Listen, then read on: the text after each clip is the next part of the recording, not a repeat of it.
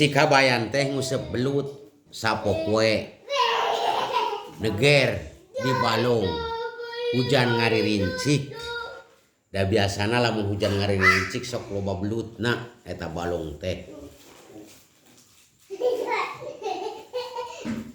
Nganti isuk-isuk tapi ka jam 8 jam 10 munang tah belut gede sagede doran pacul sagede gelang leungeun budak warna teh koneng pokona api entak siga gajih bae eta lamun di belum teh panjang.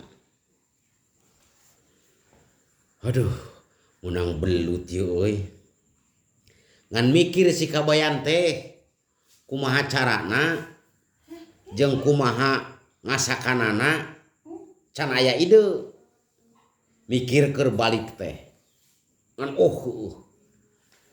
mikir kieu da si kabayan teh koret rada koret lah boro-boro kabatur kadirina ogean sorangan koret nu matak ngobrol apa majikanana ngan cenah memehna si kabayan teh aing menang belut ieu teu hayang aing moal mere batur yang naon ieu lah moal mere batur pokona mah aing ieu belut malah pokona mah makanan bagus bae ngan incik ka majikanana neng yeuh akang menang belut pangasakankeun nu alus di leumeng samarana sing komplit samara 12 make sangu saeutik sok yeuh awina cocokna ieu akang ngadaharna gerek di balong dambung anu menta kitu ngobrol ka pamajikanana teh di kebon mulai balongan teh ngan pamajikanna mikir deui bae ieu salaki aing balas ku koret ku aing dilicikan lah biang ngan awina teh dipulas we ku eta ku harangangsu ame ka ciri hideung ame ka ciri tutung di leumeng hungkul digarang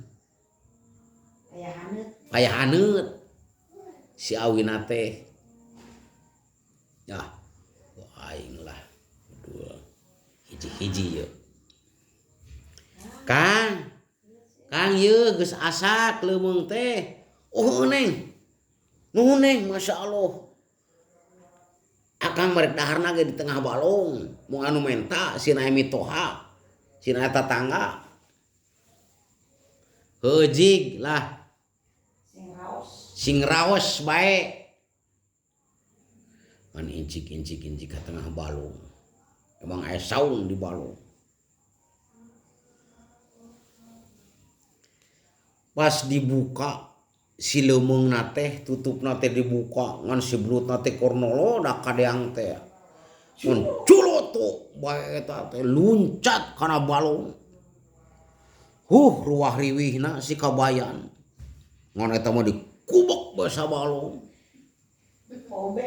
diobeng kubek sa balong walah muni kiruh tungtung nama sapacuan ngubek balong teu beunang ieuh si belut teh tah kitu nu mata si kabayan mah nyajail licik sok aya koretna kade nu ngadongengna nurutan